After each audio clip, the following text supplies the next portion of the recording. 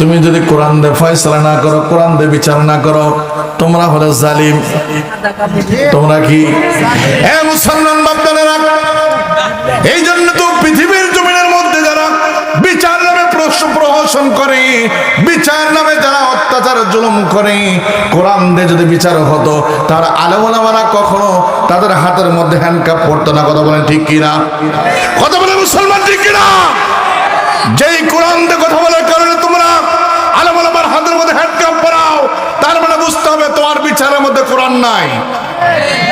যদি থাকতো তোমরা আলেম ওলামাকে কখনো জেলখানায় ভর্তি করতে পারতা?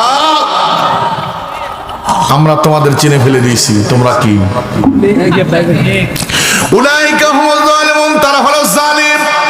আর আল্লাহ তাআলা জালিমকে কখনো পছন্দ করেন? করেন? গত 5 আগস্ট কি হয়েছে? জুতা পিটা করে বাংলাদেশ সারা করছে, মামু বাড়ি দিল্লি পাঠায় দিয়েছে। কথা বলেন ঠিক কি না? 1 বছর নয়, 2 বছর নয়, 15টি বছর তোমরা আলেম ওলামাকে শুধু নয়, সারা বাংলাদেশের প্রত্যেকটা জনগণকে তোমরা জ্বলে পুড়ে শেষ করছো।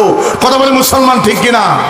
তোমরা বলেছো 45 সাল, আল্লাহ তাআলা বলতেছেন না, 45 মিনিট হবে না, ঢোকরা সময় দেবো না, পার হ।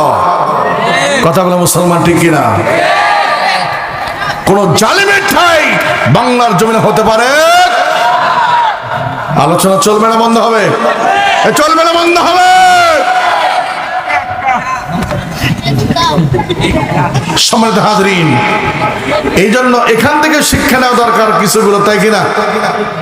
যারা তোমরা ফাল পাচ্ছো সাবধান, আগামী দিন তোমাদের এর চাইতে খারাপ কিছু হতে পারে, আগামী দিনের চাইতে ভয়াবহ হতে পারে। এই জন্য বলছি মুসলমান, আগামীর বাংলাদেশ আল কোরআনের বাংলাদেশ, আগামীর বাংলাদেশ আলেম ওলামার বাংলাদেশ। কথা বলে মুসলমান ঠিক কিনা? আমরা সম্মার কাছাকা শেষ আল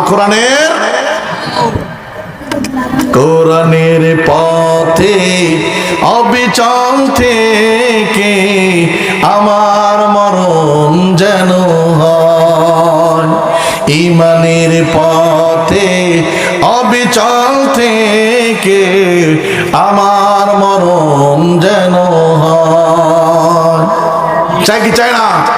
কথা বলে মুসলমান চাই কি চাই না? আমার মুসলমান বাপদাদারা গভীর